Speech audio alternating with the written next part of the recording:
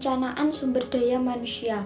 Perencanaan sumber daya manusia merupakan serangkaian kegiatan yang dilakukan untuk mengantisipasi permintaan atau tuntunan organisasi di waktu yang akan datang dan untuk memenuhi kebutuhan tenaga kerja yang ditimbulkan oleh kondisi tersebut. Dalam arti sempit, perencanaan sumber daya manusia diartikan untuk mengestimasi secara sistematik permintaan dan suplai tenaga kerja dari suatu organisasi di waktu yang akan datang. Perencanaan sumber daya manusia di dalam suatu organisasi merupakan hal yang sangat penting, bukan saja bagi organisasi itu sendiri, tetapi juga bagi karyawan yang bersangkutan dan bagi masyarakat. Manfaat dari perencanaan sumber daya manusia yaitu 1. Meningkatkan efektivitas dan efisiensi pendaya gunaan SDM. 2. Meningkatkan kecermatan dan penghematan biaya. 3. Mendorong perilaku proaktif dan tidak reaktif. 4. Memastikan terpenuhinya kebutuhan SDM yang kompeten.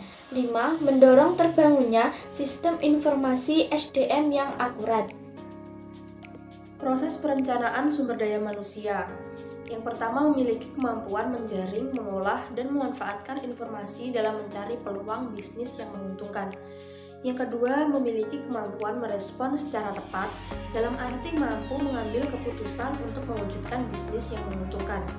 Yang ketiga, memiliki kemampuan merespon secara tepat, dalam arti mampu dan berani memerintahkan pelaksanaan keputusan pada saat yang tepat.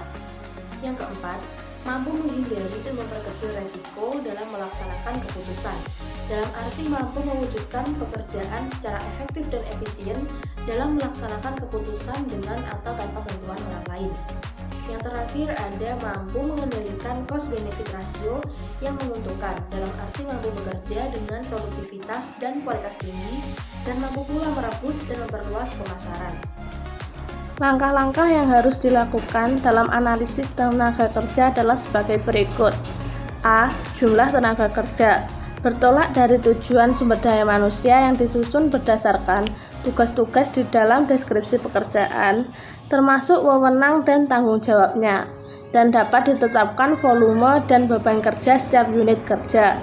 Kemudian dapat dihitung jumlah sumber daya manusia yang diperlukan untuk dapat melaksanakan secara efektif dan efisien sesuai dengan waktu dan peralatan yang dimiliki oleh unit kerja masing-masing. Jumlah sumber daya manusia yang diperlukan tersebut dibandingkan dengan jumlah sumber daya manusia yang tersedia, untuk mengetahui apakah dapat kelebihan atau kekurangan tenaga kerja dari segi kuantitatif. Yang kedua yaitu komposisi tenaga kerja.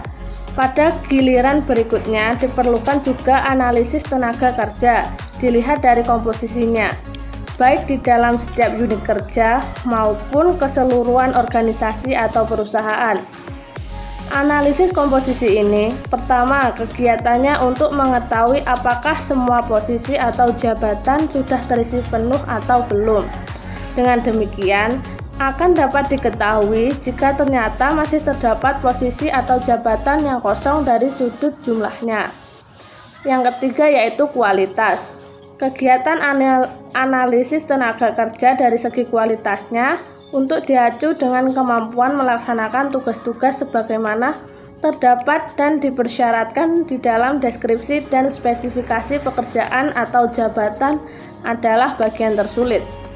Dari inventasi kemampuan pekerjaan diacu pada deskripsi dan spesifikasi pekerjaan atau jabatan, akan diketahui jumlah pekerja yang dapat dipertahankan dalam posisi atau jabatan yang kosong dan perlu diisi sesuai kebutuhan bisnis perusahaan untuk jangka pendek, jangka sedang, dan bahkan jangka panjang.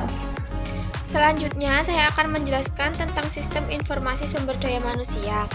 Sistem informasi sumber daya manusia dapat diartikan sebagai keseluruhan proses dalam menghimpun, mencatat, menyimpan, menganalisis, dan melengkapi atau menghimpun kembali data yang berkenaan dengan sumber daya manusia. Untuk melayani pihak yang berwenang menggunakannya dalam upaya mewujudkan eksistensi organisasi atau perusahaan yang kompetitif.